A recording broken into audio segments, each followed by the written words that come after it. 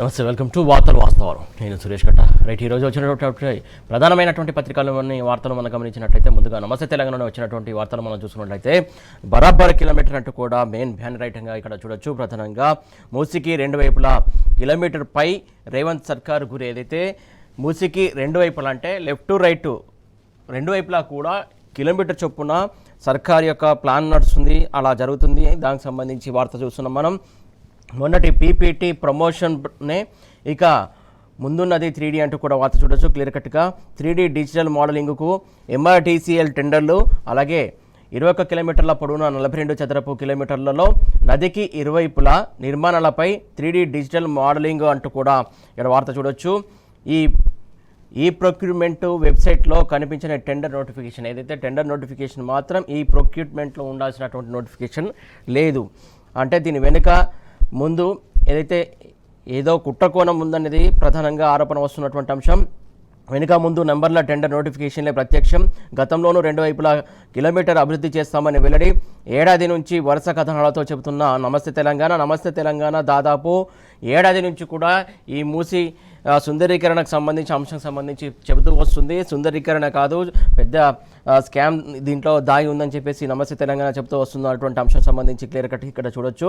ప్రభుత్వ ప్రకటనలో కేవలం 50 మీటర్ల బఫర్ జోనే ప్రస్తావన. ఏదైతే ప్రభుత్వ ప్రకటనలో మాత్రం 50 మీటర్ల బఫర్ జోనే ఉంటుందని చెబుతున్నటువంటి అంశం ఏదైతే ఇక్కడ క్లియర్ కట్గా కాపీ చూడొచ్చు. ఈ ప్రొక్యూర్మెంట్ వెబ్సైట్లో కాకుండా కేవలం MRDCL వెబ్సైట్లోనే కనిపిస్తున్నటువంటి టెండర్ నోటిఫికేషన్ ఉండాల్సిన చోట ఉండకుండా వేరే చోట నోటిఫికేషన్ సంబంధించి అంశం సంబంధించి పొందుపరిచినటువంటి అంశం. దానికి సంబంధించి క్లియర్ కట్గా ఇక్కడ వార్త చూడవచ్చు. ఇందులో ఇక డీటెయిల్స్గా చూసుకున్నట్లయితే ప్రజా సంఘాలకు ఇచ్చినటువంటి ప్రజెంటేషన్లో మూసికి రెండు వైపులా కిలోమీటర్ చొప్పున భూములను సేకరించి అభివృద్ధి కారిడార్గా రూపొందిస్తామని ప్రభుత్వం పేర్కొన్నది. దీనిపై వ్యతిరేకత రావడంతో తూచ్ అనేసింది. బఫర్ జోన్కే పరిమితం అవుతామని చెప్పింది. మూసి అభివృద్ధిపై రాష్ట్ర ప్రభుత్వం ఓ స్టార్ హోటల్లో పవర్ పాయింట్ ప్రజెంటేషన్ ఇచ్చింది. బఫర్ జోన్ నదికి ఇటు రెండు వైపులా 50 మీటర్లు మాత్రమేనని మూసి river front development corporation limited MRDCL MD Narasimha Reddy ప్రకటించారు. గాంధీ సరోవర్ ప్రాజెక్టులో భాగంగా ప్రభుత్వం తొలి భూసేకరణ నోటిఫికేషన్ను విడుదల చేసింది. ఇందులో బఫర్ జోన్కు దూరంగా ఉన్నటువంటి నిర్మాణాలకు సైతం నోటీసులు జారీ చేసింది.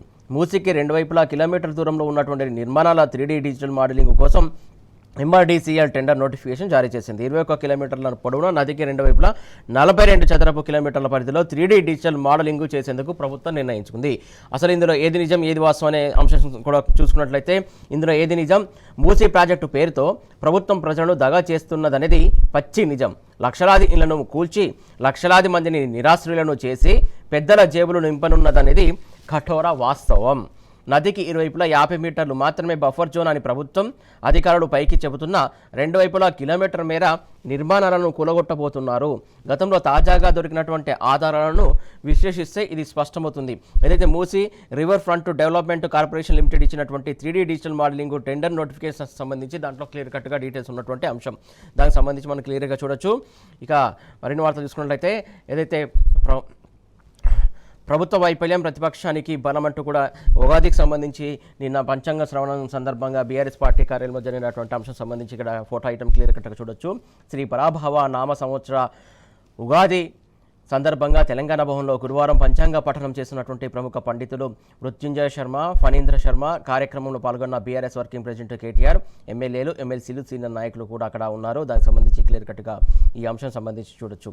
విద్యా విధానంలో మార్పులతోనే తీరని నష్టం అంటూ కూడా చెప్తున్నారు. విరివిగా వర్షాలు సమృద్ధిగా పంటలు ఉంటాయి, అలాగే విరివిగా వర్షాలు సమృద్ధిగా పంటలుంటాయి, గణనీయంగా పెరగనున్న పశు సంపద అంటూ కూడా నిన్న పంచాంగ శ్రవణంలో చెప్పినటువంటి అంశం.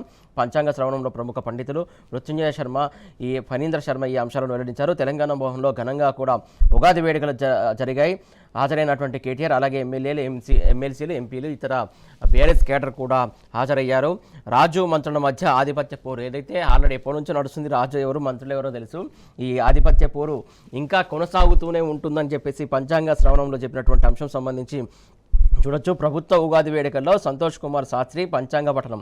వాస్తవం చెప్పాలంటే ప్రభుత్వం నిర్వహించినటువంటి పంచాంగ శ్రవణంలోనే ఏదైతే సంతోష్ శర్మ శాస్త్రి రాజు మంత్రుల మధ్య ఆధిపత్య పోరు జరుగుతుందని చెప్పేసి చెప్తున్నారు. ఏదైతే ఇక్కడ కూడా లీగల్ ఇప్పించారా లేకుంటే ఏంటనేది కూడా కొంచెం అయోమయ పరిస్థితి. గతంలో కూడా చాలా విషయాలు మంత్రుల విషయం కావచ్చు, ముఖ్యమంత్రి విషయం కావచ్చు, చాలా విషయాలు జరుగుతూ వస్తూ ఉన్నాయి, చూస్తూ ఉన్నాం. చాలా లీకులు జరుగుతూ ఉంటాయి. ఎవరిని ఎట్లా కట్టడి చేయాలో ముఖ్యమంత్రి చేస్తాడు, మంత్రులు కూడా ఇలా ఉండాలి, ఎట్లా ఎక్కడ చేయాలో అట్లా చేస్తున్నటువంటి అంశం. దానికి సంబంధించి రాజు మంత్రుల మధ్య ఆధిపత్య పోరు అంటే వాళ్ళు చెప్పించుకున్నారు ఏంటనేది కూడా అది కూడా ప్రజలు కొంతమంది అందరూ ఆలోచిస్తున్నటువంటి అంశం. దానికి సంబంధించి క్లియర్ కూడా చూడొచ్చు మనం. నేడే బడ్జెట్ 3.29 లక్షల కోట్లతో పద్దు అంచనా వేశారు.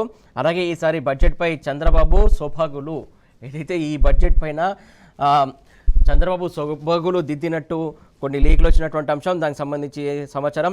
విజన్ 2034 పేరిట బడ్జెట్కు రూపకల్పన, కొత్త పథకాలు లేనట్టే పాత వాటికి అంకెల మార్పు. నేడు ఉదయం క్యాబినెట్లో భేటీలో ఆమోదం జరగనుంది. అలాగే శాసనసభలో బట్టి, మండలిలో దుద్దిల పద్దు. ఏదైతే శాసనసభలో బట్టి విక్రమార్క ఈ బడ్జెట్ ప్రవేశపెట్టనున్నారో, అలాగే మండలిలో దుద్దిల శ్రీధరబాబు ఈ బడ్జెట్ను ప్రవేశపెట్టనున్నట్టు తెలుస్తుంది. ప్రధానంగా ఈ బడ్జెట్పై ఉదయం 9:30 గంటలకు అసెంబ్లీ కమిటీలో హాల్లో సీఎం రేవంత్ రెడ్డి అధ్యక్షతన తెలంగాణ మంత్రివర్గ సమావేశం జరుగుతుంది. మధ్యాహ్నం 12 గంటల తర్వాత బడ్జెట్ ప్రవేశపెట్టే అవకాశం కనబడుతుంది.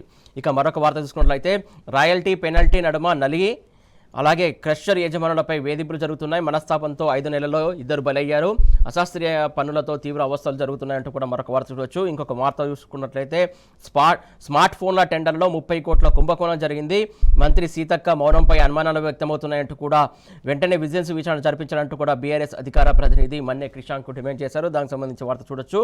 ఇక మిగతా వార్తలు చూసుకున్నట్లయితే సనత్ నగర్ టిమ్స్కు బిల్లుల గండం. ఏదైతే 120 కోట్ల ఎక్విప్మెంట్ చెల్లింపుల్లో జాప్యం జరుగుతోంది. పరికరాల సరఫరా నిలిపివేసినటువంటి కంపెనీలు దాదాపు బీఆర్ఎస్ సాయంలోనే 65% పనులు పూర్తయ్యాయని చెప్తున్నారు. మిగతా అంశం సంబంధించి పెండింగ్లో పెడుతుంది కావాలని చెప్తున్నటువంటి అంశం. మరొక ఇంపార్టెంట్ వార్త చూసుకున్నట్టయితే వస్త్రనగరి ఉక్కిరి బిక్కిరి అవుతోందంటూ కూడా సిరిసిల్ల పరిశ్రమపై పశ్చిమాసియా యుద్ధ ప్రభావం జరుగుతుందంటూ కూడా క్లియర్ కట్గా ఈ వార్తను బట్టి మనం అర్థం చేసుకోవచ్చు. ప్రధానంగా ఏదైతే ఇప్పటికే అరకొర ఆర్డర్లతో మురుగుతూ నడుస్తున్నటువంటి సిరిసిల్ల వస్త్ర పరిశ్రమలో క్రూడ్ ఆయిల్, యార్ను, రసాయనాల ధరలు పెరిగి ఆందోళనకర పరిస్థితుల నడుమ వస్త్రాలను ప్యాక్ చేస్తున్న కార్మికులంటూ కూడా చూడొచ్చు. మరొక కుంభకోణం 100 కోట్ల భూమి వేలం జరుగుతుంది. దానికి సంబంధించి వరంగల్ నడిబొడ్డున 2.27 ఎకరాల సంబంధించి కుంభకోణం జరుగుతున్నట్టు కూడా ఇక్కడ వార్తను బట్టి చూడొచ్చు. మొత్తానికి ఏదైతే ఉగాది దాటిన వేతన ఉషస్సు ఏది వేతన సవరణకు సంబంధించి ప్రభుత్వం చెప్పినటువంటి హామీకి సంబంధించి కూడా ఆ పండుగ ఈ పండుగ చెప్పుకుంటూ పోతా ఉన్నారు. ఎన్నో పండుగలు పోతున్నాయి తప్ప మాకు వేతన సవరణ జరగట్లేదు అని చెప్పేసి ఉద్యోగులు పెద్ద ఎత్తున వాళ్ళు ఆవేదన వ్యక్తం చేస్తున్నటువంటి అంశం సంబంధించి కూడా చివర ఆ వార్త చూడొచ్చు.